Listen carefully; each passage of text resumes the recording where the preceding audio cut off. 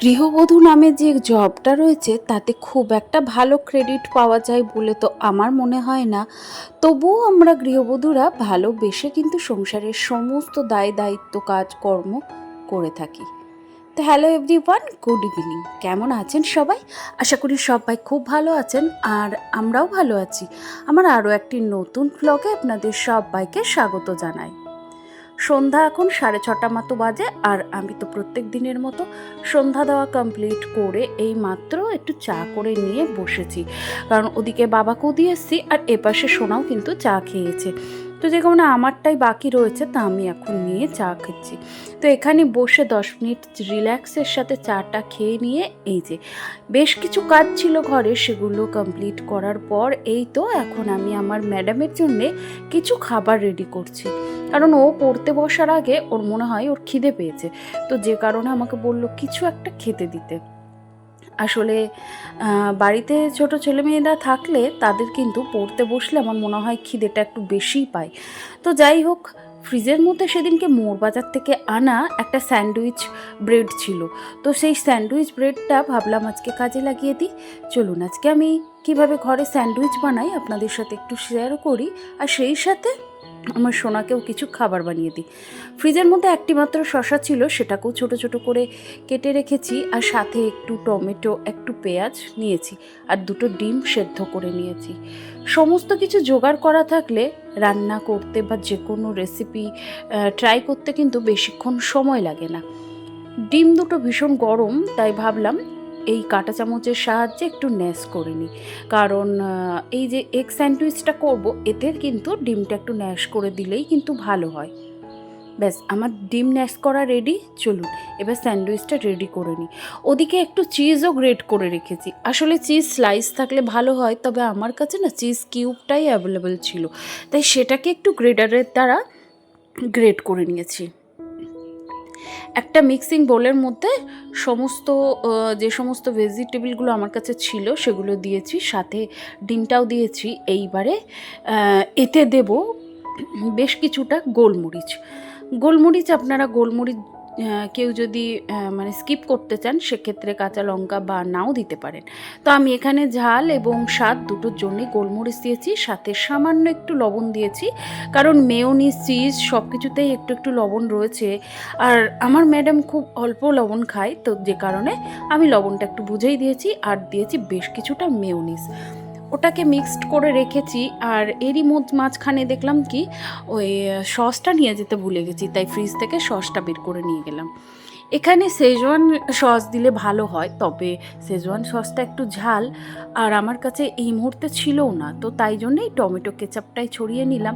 অথবা পুদিনা ধনেপাতার যে গ্রিন চাটনি থাকে সেটা দিলেও কিন্তু চলে, তবে দুটোর মধ্যে একটাও আমার কাছে ছিল না, তাই টমেটো কেচাপ দিয়ে কাজ সেরে নিলাম। আর ওই যে পুরটা রেডি করেছি সেটাও দিয়ে নিয়েছি, আর ওপর থেকে একটু চিজ, গ্রেট করা চিজটাই দিয়ে নিলাম। আপনারা এক্ষেত্রে স্লাইস দিলেও কিন্তু সমস্যা নেই। তো ব্যাস, এটা রেডি হয়ে গেল। এবার ওপর থেকে একটা নর্মাল ব্রেড, মানে আমি যে প্যাকটা কিনেছিলাম এতে 4টে ব্রেড ছিল, দুটোতে এভাবে রেডি করেছি, আর দুটো উপর থেকে এরকমভাবে চাপা দিয়ে নিয়েছি। চলুন এবার এটাকে বেক করার পালা। তো আপনাদের যাদের কাছে মাইক্রোওভেন থাকবে তাদের কাছে তো কোনো সমস্যা নেই, তবে আমার কাছে তো মাইক্রোওভেন নেই, তাই এই তাওয়াটার উপরে হালকা একটু বাটার ব্রাশ করে নিয়েছি, আর এরপরে এই যে একটা একটা করে বেড আমি এর উপরে রেডি করে দিচ্ছি। তো এইবারে ঢাকা চাপা দিয়ে দেবো, এবং একদম কম আছে এটাকে বেক করে নেবো। 2 থেকে 3 মিনিট মতো করে নিলেই কিন্তু রেডি হয়ে যাবে। একটু উল্টে নিয়েছি, উল্টে নিয়ে ভালো করে সেঁকে নিয়ে এইবারে এটাকে নামিয়ে দেবো। এবার নেক্সট যেটা রয়েছে, যেহেতু দুটো স্যান্ডউইচ করছি তো ওই জন্য নেক্সটটাও এর উপরে চাপিয়ে দিলাম। তো এইবারে এটাকে মাঝ বরাবর যেভাবে স্যান্ডউইচ কাটেন সেইভাবে আপনারা কেটে নেবেন, অথবা গোটাও রাখতে পারেন। তো আমি এখানে স্যান্ডউইচটা মাঝখান থেকে কেটে নেব, কেটে নিয়ে একদম স্যান্ডউইচ আকৃতি করব, কারণ এই স্যান্ডউইচ ব্রেডগুলো কিন্তু যথেষ্ট বড় হয়, তো তাই জন্যই একটু ছোট করে কেটে নেব। ব্যাস, আমার স্যান্ডউইচ রেডি। চলুন এবার এটাকে সোনাকে সার্ভ করে দিই, কারণ সে তো এটা খেয়ে তারপরে গিয়ে কিন্তু পড়তে বসবে, যতক্ষণ না এটা আমি দেব তো সে পড়তে বসবে না। তো এটা হচ্ছে তার ছুতনো একরকম, তবে যাই হোক, তাকে খাবারটা রেডি করে দিই। আর এই যে মাছ বরাবর কেটে এটাকে টমেটো কেচাপের সাথে এটাকে ওকে সার্ভ করে দেবো। তো আপনারাও বাড়িতে এভাবে ট্রাই করতে পারেন এবং এটা ভীষণ হেলদি এবং টেস্টি। এটা বাইরের আমি সবসময় চেষ্টা করি বাড়িতে সবাইকে বাইরের খাবারটা না দিতে। শুধু আমার মেয়ে বলে নয়, সবাইকে আমি চেষ্টা করি বাইরের খাবার থেকে অ্যাভয়েড করতে, কারণ বাইরের সবসময় স্পাইসি খাবার খুব একটা ভালো হয় বলে তো আমার মনে হয় না। ব্যাস, আমি এটাকে সার্ভ করে দিয়েছি। এদিকে সোনার মুখ থেকেই এই আজকের স্যান্ডউইচের রিভিউটা দেখে নিই। আপনারা ওর মুখটা দেখেই বুঝতে পারছেন কতটা ভালো হয়েছে। আর সত্যি এটা একেবারে হালকা ফুলকো ব্রেকফাস্ট হিসেবে নয়, বেশ ভারী একটা ব্রেকফাস্ট হিসেবে কিন্তু ধরা যায়। আর এটা খেয়েই সত্যি কথা বলতে কি সারা রাতটা ওর পার হয়ে গেছে, কারণ অনেকটা হয়ে গেছিলো। আসলে আমি নিজেও বুঝতে পারিনি এটা অনেকটা এতগুলো হয়ে যাবে, তাই এটা খাওয়ার পরে আমিও এখান থেকে খেয়েছিলাম এবং ভীষণ ভালো হয়েছিল। এদিকে এখন বাবাকে একটু খেতে দিয়ে নিচ্ছি, কারণ অনেকটাই রাত হয়ে গেছে। আর আপনারা তো জানেনই বাবা খেয়ে কিন্তু বাবার কাজে বেরোয়, তো যে কারণে বাবার খাবারটা ঢাকা দিয়ে চলুন, ঘরেও বেশ কিছু কাজ রয়েছে। আসলে সোনা যে রুমে পড়তে বসে সে রুমের টেবিলটা একটু ম্যাসি হয়ে গেছে, সেই জায়গাটা একটু গুছিয়ে নেবো। আর বেশ কিছু কাজ রয়েছে সেগুলোও করে নিয়েছি। আসলে এমন কিছু সকালের দিকে কাজ থাকে যে কাজগুলি না আমি একটু আগে থেকে রেডি করে নিই, তাতে করে আমার একটু সুবিধে হয়। আর যখন রান্না করতে করতে দেখি যে বেশ কিছু জিনিস ফুরিয়ে গেছে বা বেশ কিছু কাজকর্ম থাকে, তখন না নিজেরই খুব বিরক্তি লাগে। ওই জন্য আমি সবসময় চেষ্টা করি 2 দিন বা 1 দিন আগে সন্ধ্যাবেলার যে টাইমটা ফাঁকা থাকে সেই টাইমে আমি কিন্তু ওই কাজগুলো করে নিই। তো যাই হোক, রান্নাঘরে প্রচুর বাসন জমেছিল, চায়ের বাসন, স্যান্ডউইচের বাসন, বাবার খাবার বাসন, সমস্ত কিছু মেজে ধুয়ে পরিষ্কার করে নিয়েছি। আর ওইদিকে না একটু ভাতটাও একটু গরম করার দরকার ছিল। আসলে রাত্রিবেলায় ডিনারও করতে হবে সবাইকে, তো সেই কারণে ভাতটাও গরম করে রেডি করে নিয়েছি নিচে। তো এইবারে খেতে দিয়ে নেবো। তো তার আগে ভাবলাম কি রান্নাঘরটা একটু পরিষ্কার করে নিই। আসলে আমি যত রাতি হোক বা যাই করি না কেন, যত ব্যস্তই থাকি না কেন, আমি প্রতিদিন 15 মিনিট করে আমি রান্নাঘরের পেছনে সময় দিই। সেটা রাত হোক, দিন হোক, দুপুর হোক, যখনই হোক, সারাদিনে অন্তত পক্ষে একবার, কমপক্ষে একবার। কারণ আপনারা যদি পারেন সেক্ষেত্রে 2বার দিতেই পারেন, কিন্তু আমার পক্ষে 2বার সম্ভব হয় না, কারণ দিনের বেলার দিকে প্রচুর কাজের চাপ থাকে। তো রাত্রিবেলার দিকটা আমি এইভাবে একটু রান্নাঘরকে গুছিয়ে পরিষ্কার করে রাখি। আর এতে করে নেক্সট দিন আমার রান্নাঘরে কাজ করার এনার্জিটা অনেকটা পরিমাণ বেড়ে যায়। কারণ একটা সকালবেলায় ঘুম থেকে উঠে একটা ফ্রেশ রান্নাঘর দেখলে এমনিতেই কিন্তু কাজ করার এনার্জি অনেকটা বেড়ে যায়। তো যাই হোক, আর আরও একটা কথা হচ্ছে, এখন আমাদের রান্নাঘরে কম বেশি সবারই কিন্তু একটু আধুনিকতার ছোঁয়া তো রয়েইছে।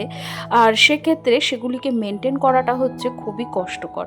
তাই আমি চেষ্টা করি প্রতিদিনকার অভ্যাসে যদি এই কাজটি আমার থাকে, তাহলে কিন্তু আমার রান্নাঘরটা এমনিতেই তেলমুক্ত এবং সুন্দর পরিষ্কার একটা রান্নাঘর পাওয়া যায়। তো যে কারণে আমি মাসে 1 দিন বা বছরে 2 দিন করার থেকে প্রতিদিন একটু একটু করে করলে সেই পরিশ্রমটা আমার অনেকটা কম হয়। তো আপনাদের সাথে কথা বলতে বলতে দেখুন আমার রান্নাঘরটা একদম পরিষ্কার হয়ে গেছে। এখনও দেখলাম বেশ কিছুটা সময় রয়েছে হাতে, তাই ভাবলাম আগে সোনার ঘরটা একটু পরিষ্কার করে নেব। টেবিলের ওপর বেশ কিছু জিনিস দেখে গেলাম যেগুলি আমাকে এখনই সরিয়ে ফেলতে হবে। তো সেই জিনিসগুলি সরিয়ে এখানে বই খাতাগুলোকে সুন্দর করে গুছিয়ে দিচ্ছি। আসলে সোনার টেবিলে এখনও সেই বই রয়েছে, তবে এগুলো সবই 11-এর বই। আর এখনও যেহেতু পড়ার চাপটা সেরকম হয়নি, তাই টেবিলের ওপরে বেশ কিছু বাড়তি জিনিসও রয়েছে। তবে এরপরে যখন পড়ার চাপ বেড়ে যাবে তখন হয়তো ওই বাড়তি জিনিসগুলোকে সরিয়েও ফেলতে হতে পারে। সোনা পাশের ঘরে গান শুনছিল, তো এখন পড়তে বসবে। তো তার আগে বললাম কি যে আমি ঘরটা একটুখানি সুন্দর করে গুছিয়ে দিই, কারণ সে একবার পড়তে বসলে এই ঘরে আর কাউকে ঢুকতে দেয় না। তো ওই জন্য আর আমার কাজ করতেও অসুবিধা হবে, তো তার জন্যে আমি ঘরটা একটু সুন্দর করে গুছিয়ে দিলাম। আর বেশ কয়েকটা জামাকাপড় ছিল, সেগুলিকেও সুন্দর করে গুছিয়ে জায়গা মতো রাখবো। কারণ আপনারা তো জানেনই যে আমি সমস্ত কাজটা পরিপাটি করে করতে কিন্তু পছন্দ করি। সেটা জামাকাপড় হোক, বাসন ধোয়া হোক বা রান্না হোক। আমার মনে হয় পরিপাটি করে সুন্দর করে কাজ করাটা একটা প্রতিভা বলতে পারেন। সেটা সবার কাজের ধরন কিন্তু আলাদা আলাদা হয়, তাই না? কেউ পছন্দ করে তাড়াহুড়ো করে নর্মালি কাজ করা, কেউ আবার পছন্দ করে সুন্দর করে পরিপাটি করে গুছিয়ে কাজ করা। হ্যাঁ, সেক্ষেত্রে সময়টা হয়তো বেশ কম লাগতে পারে, তাই আমি চেষ্টা করি আমার যতটুকু সময় আছে তাতে একটা কাজ হোক কিন্তু ভালো করে। যাই হোক, কথা বলতে বলতে ওই দিককার সমস্ত কাজ হয়ে গেছে। এরপরে রান্নাঘরে আমরা ডিনার করে নিয়েছি, করার পরে এই যে রান্নাঘরের নিচের জায়গাটা আমি কিন্তু মুছে একদম পরিষ্কার করে নিলাম। তো এরপরে সারাদিনের ব্যস্ততার পরে নিজের একটু স্কিন কেয়ার করার পালা। এটা হলো ALPS এর বিটরুট ফেস প্যাক। তো আমি এটা সামনে দোকান থেকেই কিনে এনেছিলাম। তো এটা ছোট্ট একটা পাউচ, তো এটা ভীষণ ভালো। তো চলুন, ফেস প্যাক একদম রেডি, এবার এটাকে অ্যাপ্লাই করে রেজাল্ট দেখার পালা। এখন 10টা মতো বাজে, আর সমস্ত কাজ কমপ্লিট করার পর এই যে এই বিটরুটের এই প্যাকটা, এটা যদিও আমি বড় প্যাক কিনিনি, কারণ আমি এটা আজকে ফার্স্ট টাইম ট্রাই করছি। তো এর আগের দিনকে আমার মেয়ে একটু ট্রাই করেছিল, তো বললো ভীষণ সুন্দর। তা এখন তো এই সমস্ত প্যাকগুলো ছোট ছোট পাউচ হিসেবে বিক্রি হয়, আর এটাই মনে হয় আমার কাছে সুবিধা, কারণ একটা পাউচ কিনলে মোটামুটি 2 দিন হয়ে যায়।